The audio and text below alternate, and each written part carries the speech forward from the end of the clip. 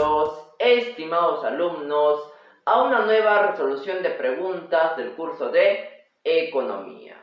En esta oportunidad para ver el segundo examen CEPREVAL Ciclo A 2022. Así que vamos rápidamente a la primera pregunta, pregunta número 31.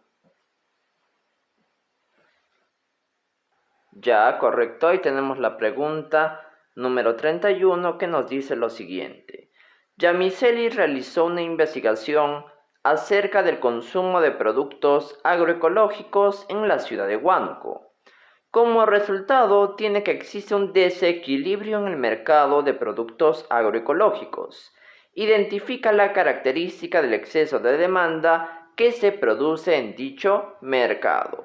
Ahí tenemos nuestras alternativas, así que rápidamente vamos a analizarlo. Ya, correcto. Acá tenemos nuestras posibles respuestas a esta pregunta. Se está hablando de los productos agroecológicos y te dice que en qué situación se presenta un exceso de demanda. Esa es la palabra clave ahí. En realidad el resto del ejercicio no lo vamos a tomar en cuenta para este análisis, ya que lo que nos importa es en qué caso se puede presentar o cuál es una condición del exceso de demanda. Yo digo, a ver, la aparición de nuevas tecnologías provoca la abundancia de productos agroecológicos. Pues sí, pero esto no tiene que ver con la demanda, esto tiene que ver con la oferta. La tecnología es en este caso un factor determinante de la oferta. El precio es mayor que el equilibrio de mercado. Bueno, el precio si fuera mayor, al contrario, no habría exceso de demanda, habría exceso de oferta, ¿correcto? Porque acuérdense que la ley de oferta te dice a mayor precio, mayor cantidad ofertada. Pero la demanda te dice que a mayor precio, menor va a ser la cantidad demandada. Entonces, cuando el precio es muy alto, al contrario, lo que sucede es que pues la cantidad ofertada es mucho mayor a la cantidad demandada. Entonces, esto descartado. ¿Hay abundancia en productos? No, no puede haber abundancia, ¿no? ¿Correcto? No puede haber abundancia porque te dice el exceso de demanda, o sea, hay mucha compra. La demanda es pues el comportamiento del comprador, consumidor, en ese caso para adquirir, ¿no?, diversos bienes y servicios. En ese caso, a ver, ¿no?, el precio es igual tanto para los ofertantes como para los consumidores. No, esto se da en un equilibrio de mercado, ¿correcto? En la competencia perfecta se da que las fuerzas opuestas del mercado, o sea, fuerza en este caso de la oferta y fuerza de la demanda, se cruzan, ¿correcto? Descartado. A ver, se genera una situación de escasez donde la cantidad demandada es mayor a la cantidad ofertada, correcto. A eso se le llama exceso de demanda. ¿Y cómo se puede graficar esto? Pues yo siempre tengo que hacer pues por acá mi precio, por acá va la cantidad, y esto es pues un equilibrio de mercado. Un equilibrio de mercado es un punto donde se cruzan las curvas opuestas, esto es de la oferta y esta es la demanda. Se cruzan en un punto, esto se llama el punto de equilibrio o en este caso equilibrio de mercado.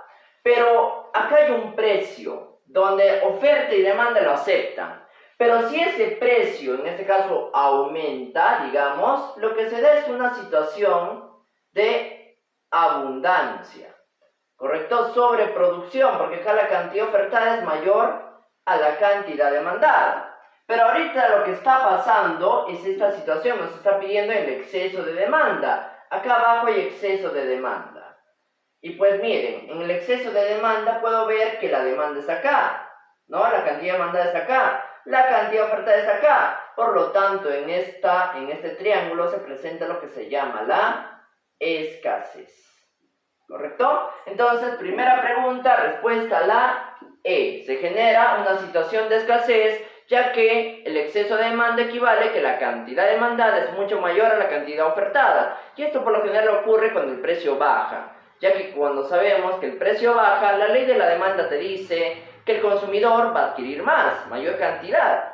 Pero la cantidad ofertada, ¿no? O sea, el que vende, el productor, dice, este precio no me conviene. Por lo tanto, deja de producir. Muy bien, entonces vamos ahora a la pregunta número 32.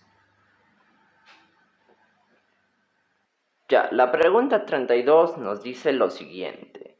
Identifica el método de cálculo del PBI en el que se requiere conocer los ingresos que generan los propietarios de los factores productivos.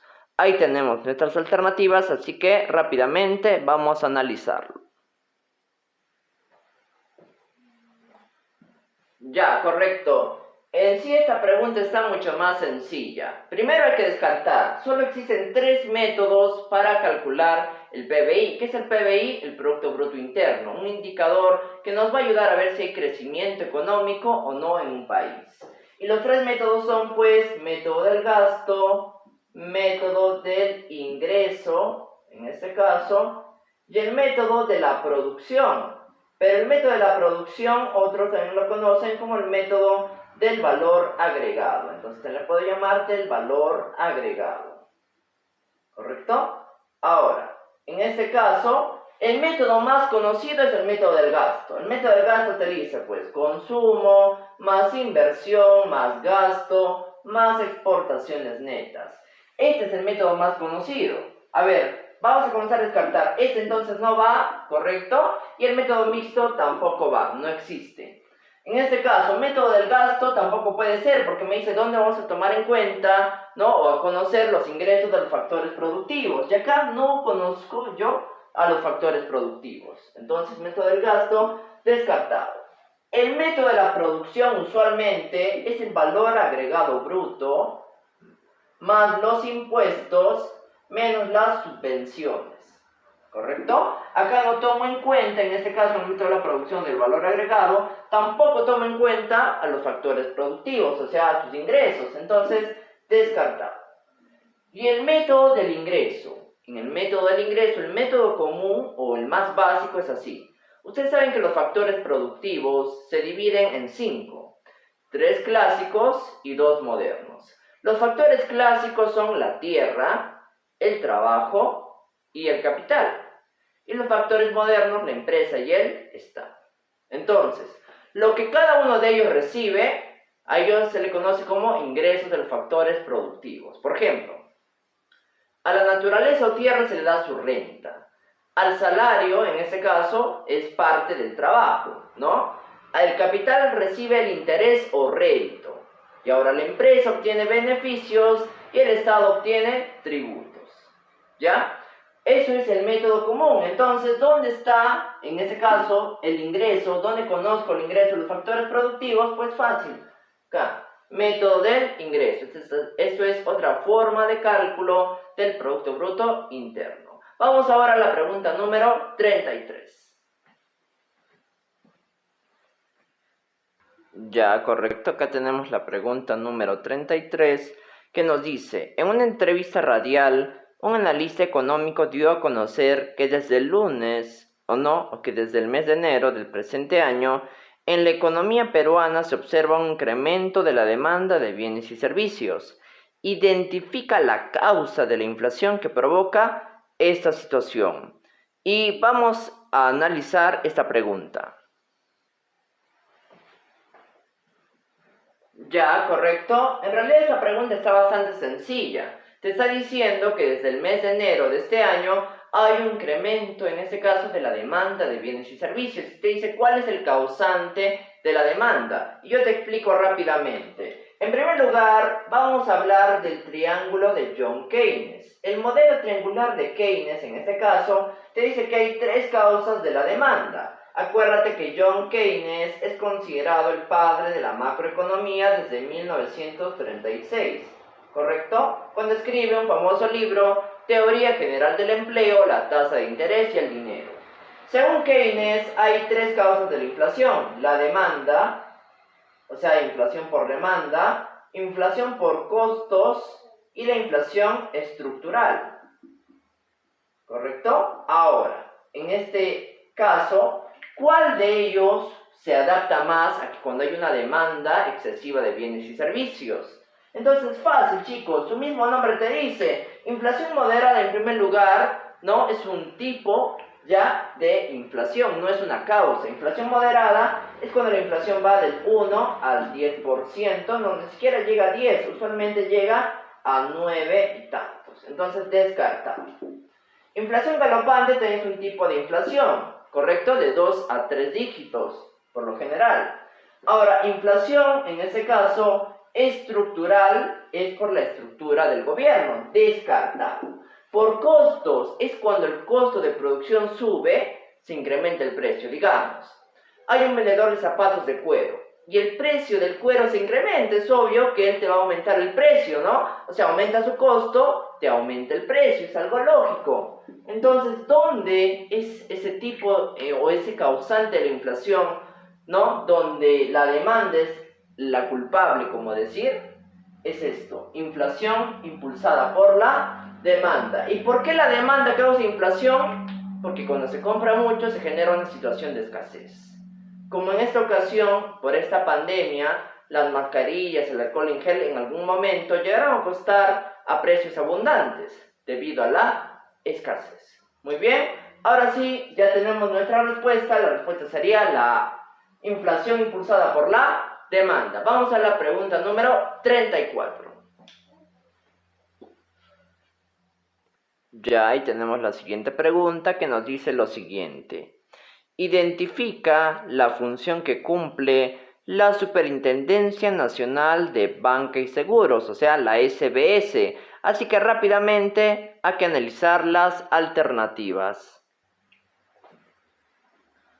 Ya, correcto. Entonces vamos a analizar qué función es la que cumple la SBS. Superintendencia de Banca y Seguros. Bueno, como dice su nombre, la banca. La banca se refiere a los bancos. Y hay dos tipos de bancos. Bueno, el sistema bancario y el no bancario. Los bancos es pues obviamente el sistema bancario. Y el no bancario pues puede ser cajas, cooperativas, financieras, etc. Entonces, ¿cuál es una de sus funciones? A ver, ¿velar por el mercado de valores? No, esta es la Superintendencia de Mercado de Valores, ¿correcto? Descartado. Estimular reformas económicas que promuevan el desarrollo, sostenibilidad y que reduzcan la pobreza. No, esto por lo general puede ser, por ejemplo, una función del Banco Mundial, ¿correcto? Del BM, descartado. A ver, siguiente, esta sería la C, ¿no? Promover la cooperación monetaria internacional. No, esto es una función del Fondo Monetario Internacional.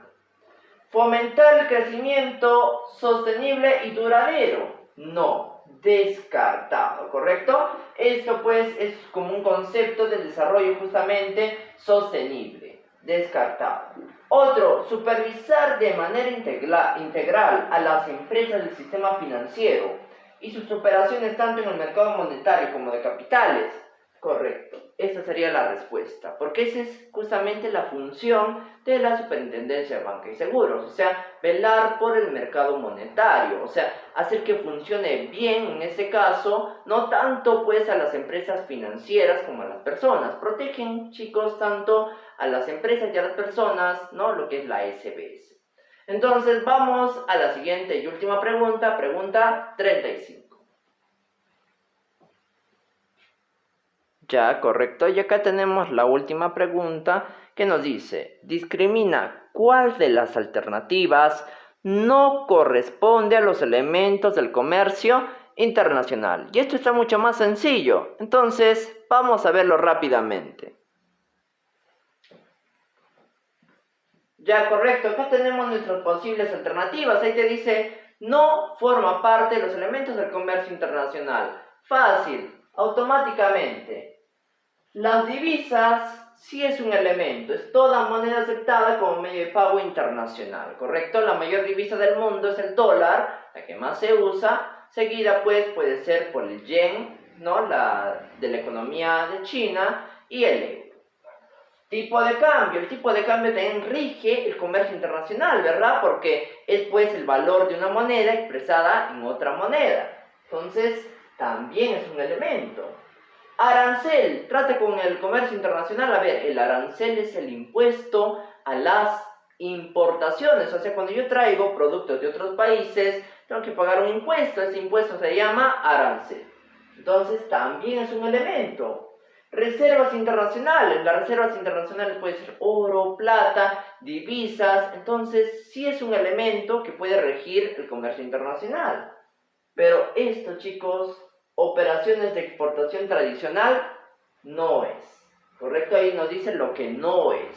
Entonces, operaciones de exportación tradicional no corresponde a los elementos del comercio internacional.